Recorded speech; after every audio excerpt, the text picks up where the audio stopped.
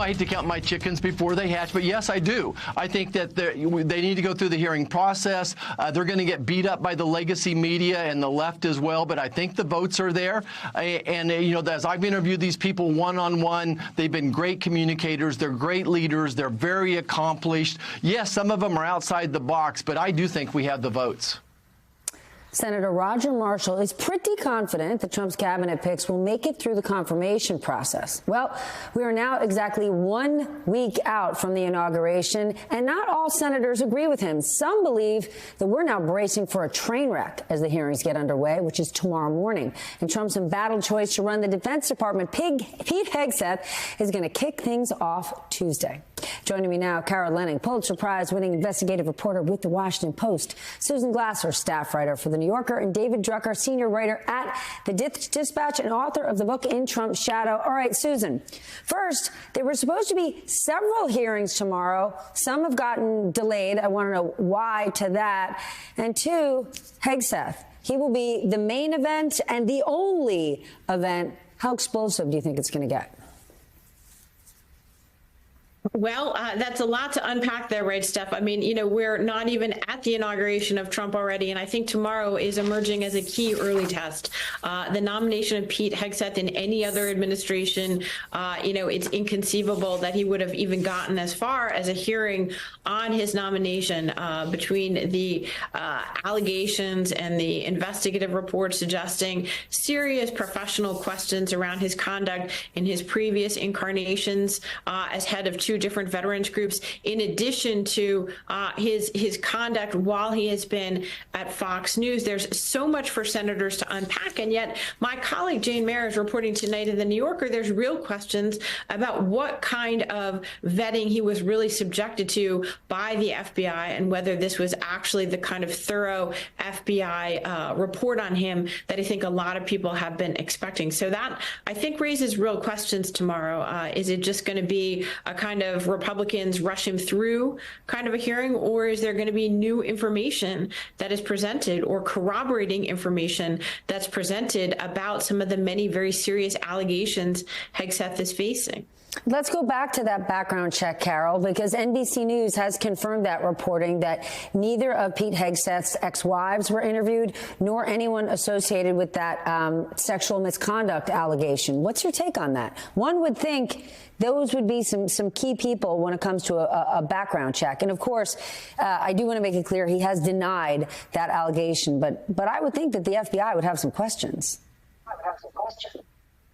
It was reminding me, Steph, of what we learned in the wake of Brett Kavanaugh's Supreme Court nomination and how after he was accused of specific sexual harassment, the key witnesses and potential witnesses at his college and elsewhere were not interviewed by the FBI. And here, NBC, The New Yorker, and The Washington Post, my colleagues, are reporting that key women who made these allegations were not interviewed by the FBI, according to people familiar with this background check.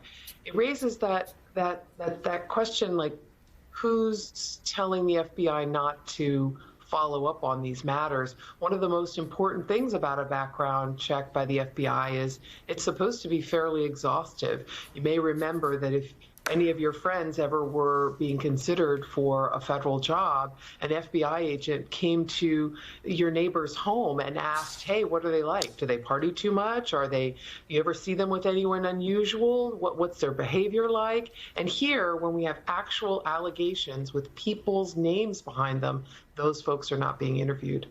That is interesting. David, the New York Times is reporting on the GOP really ramping up pressure on senators to back Hegseth, right? Lobbying is not a new thing, but this kind of pressure campaign, is that unusual to you? No, not at all. And in fact, during the Biden administration, there is a whole new ecosystem of Trump-aligned groups outside of what we think of as the sort of conservative activist base in the pre-Trump era. And they've been planning to help Trump push these nominees through. Pete Hegseth is somebody that they want in particular, in part because they don't want Trump to lose. They see a real political downside in terms of how he works with Congress, his ability to strong-arm members of Congress in his own party. And so they want this victory. They want all of these victories. They also want any of the candidates that they, look at as disruptors, right? So the more that there are media inquiries into people like Pete Hegseth, into people like Tulsi Gabbard, whether for competence issues, for qualification issues, or for personal issues, they look at this as essentially going to political war.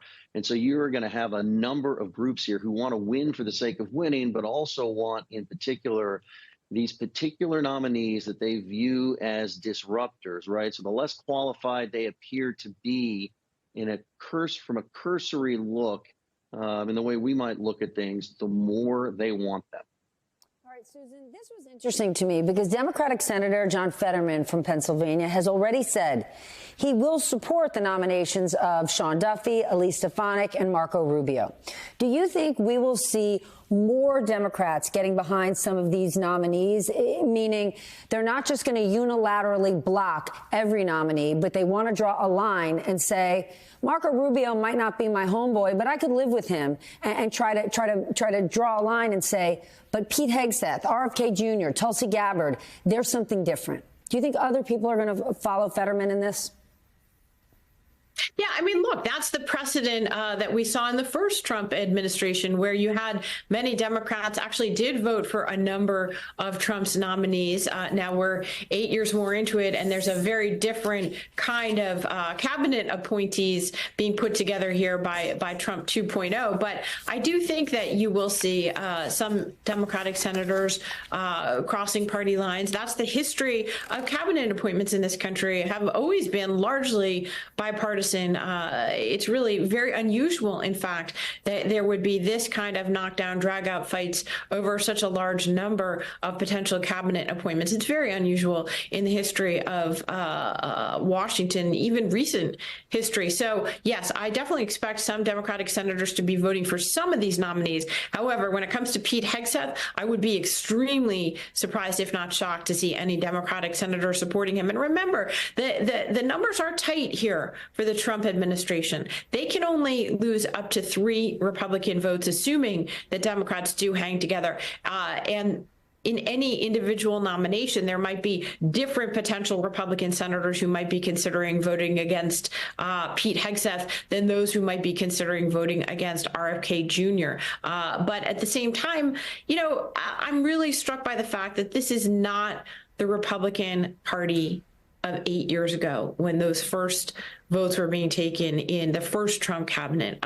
It's the Democrats have changed, but the Republicans have changed more. They are now the party of Donald Trump in every possible way. And, I think the default expectation has to be that these senators are going to support Trump, and they're going to support even previously unthinkable nominees. And by the way, the world has changed. The Washington Post, you pointed out that they drew a distinction between Pete Hegseth and some of the other nominees. I was really struck that the Washington Post said it was okay to go for Donald Trump's nominee for Attorney General, a woman who served not only as his personal lawyer, but is one of the leaders of the election denier caucus. How is it possible that the editorial board of the Washington Post, separate from Carol and her colleagues in the newsroom, are supporting for Attorney General someone like that? So, again, Trump is asking senators to go along with, the most extreme cabinet really probably in American history. I know one would like to think, when you're down at Mar-a-Lago, they're putting forward this idea that everything is going smooth sailing, but chaos is here. It's upon us tomorrow, and it's certainly going to be upon us in a week. And adding to the chaos, a portion of the special counsel report on election interference is potentially going to be released before Inauguration Day. Carol, what could we learn? I think there are several things we could learn. One is the degree to which Donald Trump's hands were in the stew, essentially, of encouraging, exhorting, and pressing and probably manipulating individuals to steer an election his way to avoid the certification, block it in some way, I think that we will be able to get some potential flesh that even amid all the things we know, Steph, because of good reporting, because of things we learned about the investigation as it was going on, and even before that, even though we have a tape recording of, Donald Trump pressuring the Georgia Secretary of State to find him 11,000 votes, and the Washington Post published that days after that call took place, even though we have all that evidence, there is still more that Jack Smith can get because of the kind of power he had and because of all the dots he was connecting. Again, I think the most central thing is the way in which Donald Trump would have been pushing individuals and potentially admitting that he knew this election hadn't gone his way.